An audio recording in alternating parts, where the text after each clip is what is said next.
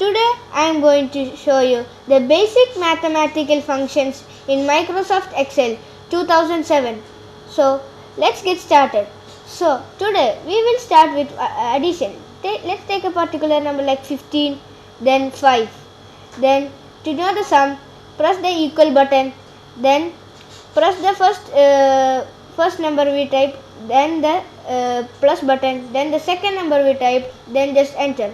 Now you will get the sum. 15 plus 5 is equal to 20. That's correct. Now let's move on to subtraction. In subtraction, let's take a particular number like 10. Then we will take a particular number like 6. Then let's subtract it.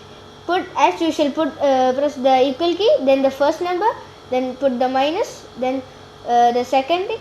Then if you press enter, you will get the difference. That is 10 minus 6 is 4. That's correct. And now we will do multiplication. Let's take a particular number like 7, then 4. Now as usual, put the equal key, then click the first number, then star, then click the second number, then enter. Now it's done. 7 into 4 is equal to 28. Now let's move on to division. Let's take a particular number like 7, then 2. Now let's divide it like as usual. Press the equal button, then the first number, then click the hash key or the division key, then the second number. It's done.